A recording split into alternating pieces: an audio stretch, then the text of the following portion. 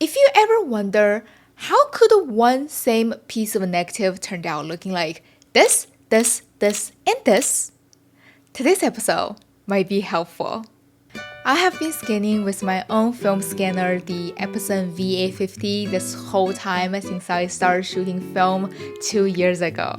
And not until a couple of months ago, I went back to China. Since I don't have my whole setup there, I have to send my film to a lab to get it developed and scanned.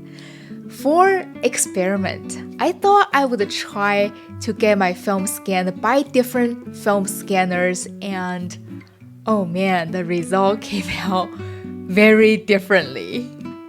Hey guys, this is Sam. While this isn't specifically the part 3 of Sam exploring motion picture film, we will be using the photos from the previous episode, the Kodak Vision 3 250D and the Kodak Portra 800, as example to demonstrate how different film scanners and scanning method and editing can significantly impact the looks of your photos. Significantly.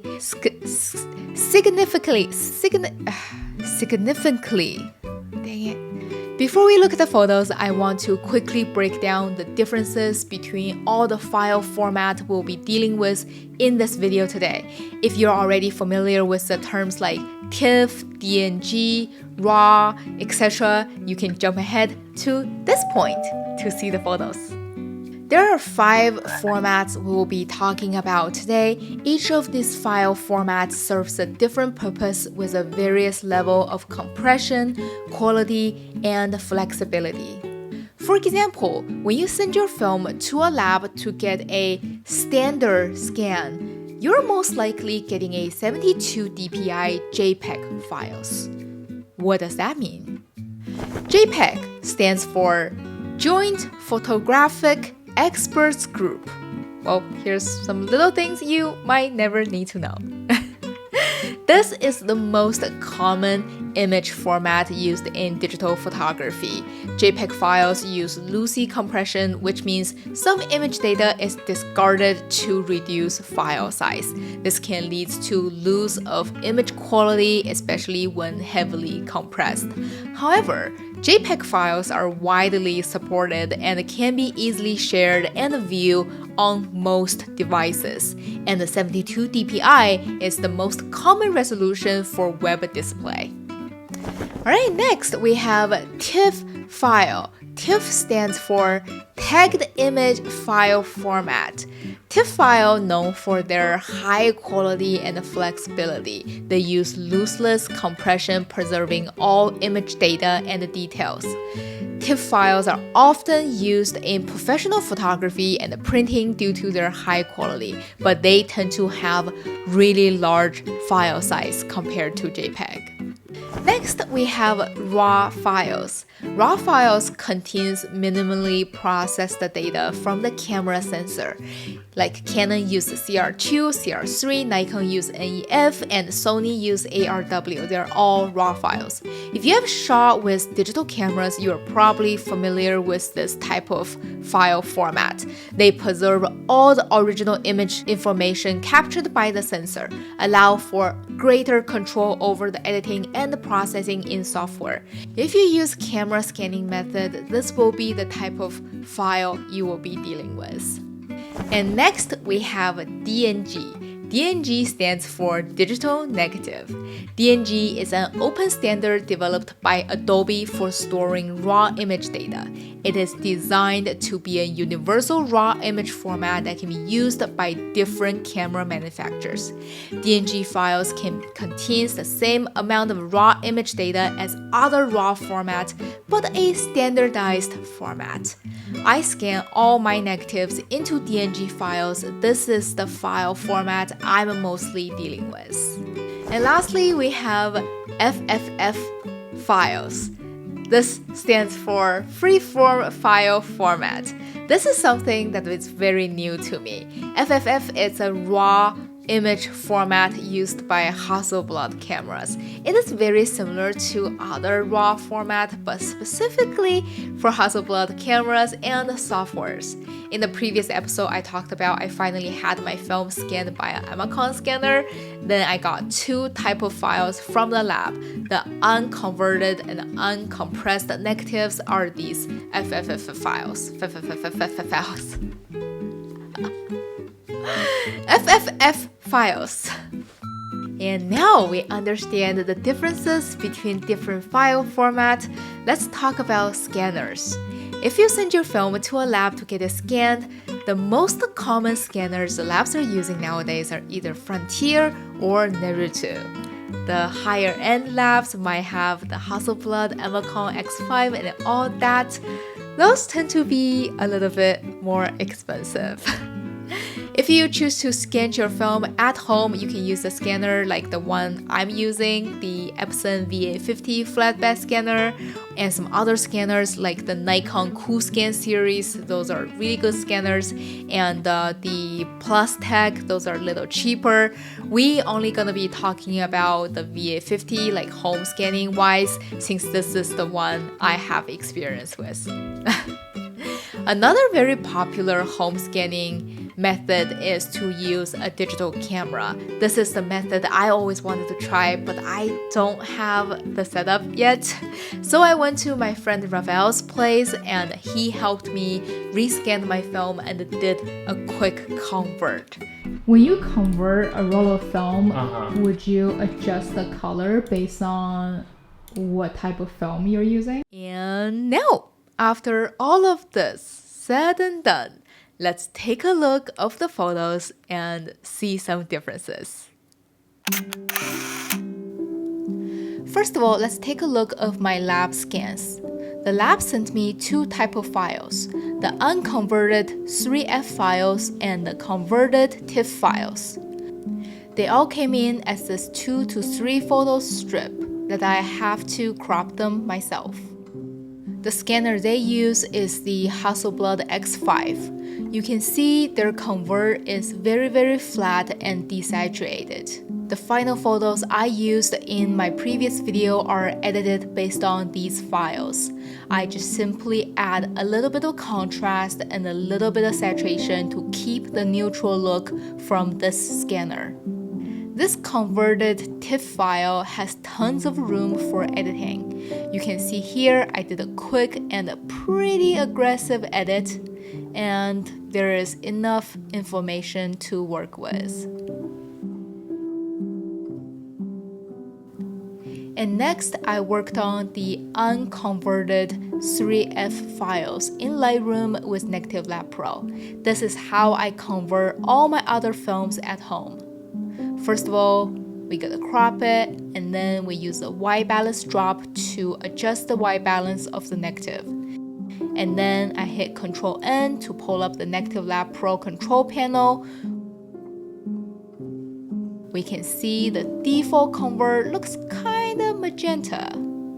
What I normally do first is to change the tone from standard to either soft or linear. In this case, I think Lab Soft looks flat enough. And then I'd go to the white balance and try to find a good base color to work with. I think Auto Warm looks pretty nice in this case.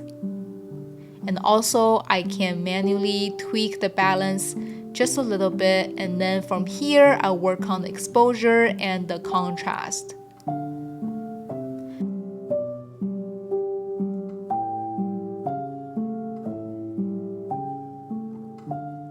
I think this is a good spot to start. I worked on these different files throughout different days to try to not get affected by the color I already saw. Only when I put them side by side when I'm editing this video, I realized how big of differences even my own edit could look. And then after coming back from China, recently I scanned these film with my own scanner, the Epson VA50. As usual, I scan them into DNG files and then convert them in Lightroom with Negative Lab Pro. These were also edited on completely another day without looking at the already edited photos. I just went with my gut and edited these as how I would with my other portrait works. Again, in comparison, my edit came out a lot warmer and a lot more saturated. And now look back to my own edits from last episode, I think the skin tone came off. The Epson scanner looks a little more natural. Alright, next, let's talk about camera scan. Since I don't have the setup, I went to my friend Raphael's place. He helped me scan the film with his Canon R5. So now I just need the film. So what I do is I keep one hand with the glove so I can handle the film, and then the other hand without so that I can touch shutter on the screen. I have to kind of put this right on the edge. Or remove it altogether, hold it while I put this in. Since my films are already cut, makes it a lot more difficult for the film to go through the film holder. But even that, the whole process went so much faster than using my flatbed scanner. And then this is a lot faster than cleaning in post, so I do this for every single frame. And right there, and it's still not flat. It's still not flat. So this is like the kind of bummer about doing this, right? But what I can do is possibly put another piece of film here that has nothing to do with this photo. Ta-da! And watching the film on the camera screen rolling through the film holder, it's just so satisfying.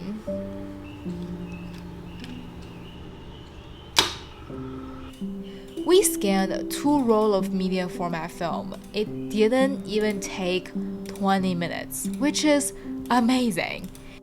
These are the negatives that came out of the R5. And then I asked Raphael if he could do a quick convert. I'm just curious to see how other photographer would adjust the color with these 2 rolls of films. His converting workflow is basically the same with mine. First, you white balance, and then you crop in, and then use Negative Lab Pro. Yeah, I try to match the film as best as possible. So like, there's presets for Fuji and Kodak, and I try those first when I'm shooting those. But for instance, like Cine T and Cine D, sometimes they're overwhelming and they're like too much. But I'm kind of liking the way it looks on this one. But it's also, it might be subjective because they're not my photos. So like, I feel like if it was my photos that I shot, I would start from a more neutral place and then add the warmth in post.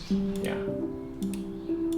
So it warms it up quite a bit, which I think looks really nice, but it's up to you. What do you think? These are obviously not the final edit, but a base color to start with. If we compare his convert to the lab convert, you can see his turned out even more saturated and warm.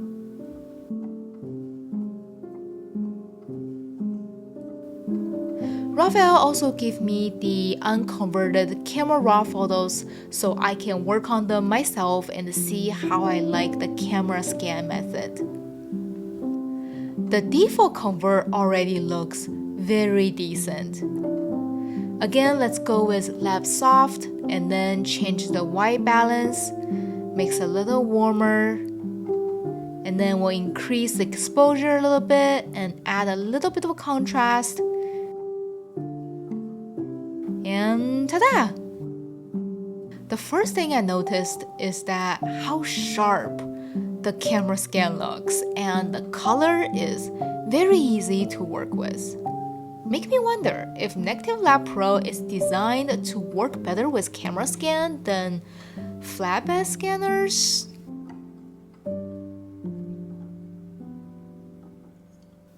Look at the side-by-side comparison. The camera scan came out sharper than my own scanner. I think my scanner needs some micro level adjustment now. And here is Raphael's convert versus my convert, came off the same camera scan file.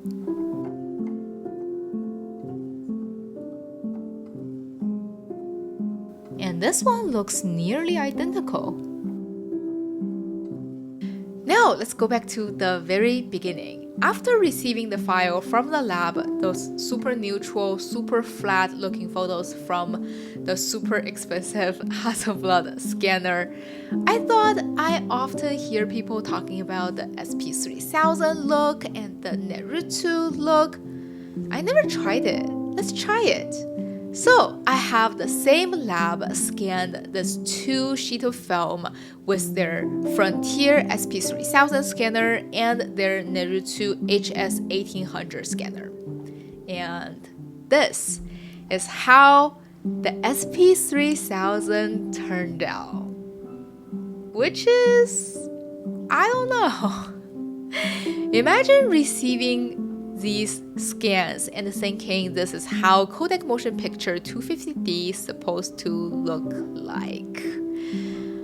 I don't think you would say this is one of your favorite film. This is one of my favorite.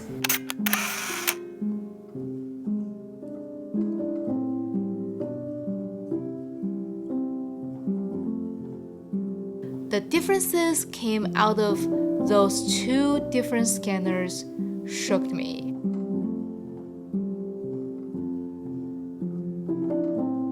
I even tried to work on the SP3000 photos, but since they are Jpeg, the colors and the contrast are so baked in, I couldn't really do much with it. And here you have it, what I consider as a bad scan choice versus all the other scanning and converting and editing options and possibilities.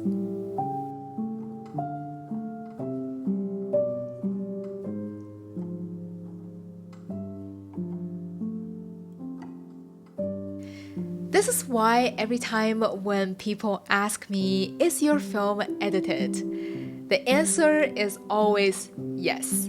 Even if I didn't edit them, there are somebody in the lab already edited them for me. I think color, lighting, contrast, those are all very subjective things. One piece of negative through different machines in different people's hand could look very differently. This video by no means is trying to convince you that you have to scan and convert your own film. There are so many awesome film labs and film technicians out there who handles your film professionally. I only hope this video will help you understand there are differences between different scanner and different file format has its own strengths and weakness, and the best choice always depend on the specific requirement of your workflow and the level of control and the quality you will need. If you are just an everyday for fun type of photographer and you have no intention to intensively edit the photos the lab sends you, then the standard JPEG files are totally fine for just capturing your memory. But if you want to have a little more room to work on, you want to have a base color to work with, you can choose to have your film scanned as TIFF file. The lab technician will convert your photos and adjust the color based on their taste of the specific film stock you use. The TIFF file will leave you quite a lot of room for you to edit them afterwards. To be very honest with you guys, when I first decided to scan my own film, it's really just to reduce the cost. In the very beginning, I was spending on average like $10 to just get a regular JPEG scan. It adds up really quickly.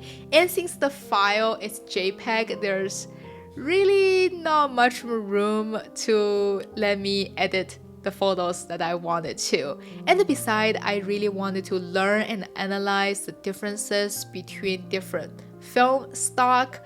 Scanning and converting my own films give me a lot more raw data to cross-reference. And on top of that, as I'm scanning and converting my film in the past 2 years, I think it helped me finding the color styles that I like, and it helped me slowly form a consistency of my photograph. I guess in the future, if money is no longer the concern, down the road, if I can find a lab or a technician who can help me scan my film, I think with all of the experience of scanning and converting myself, I will have a better idea of how I want my film to look. So yeah, I do encourage you, if not scanning, but at least try to convert your film yourself. It's really fun, and I really think you could learn something from it. And alright, this is it for this week's video. I hope you enjoy it, and I hope I didn't overcomplicate things as usual. If you want to see all of the photos from my videos, I started a blog. I will leave a link down below in the info sections. You guys can go check it out, and don't forget to click the like button and consider to subscribe my channel. And this is Sam. I will see you next time. Bye!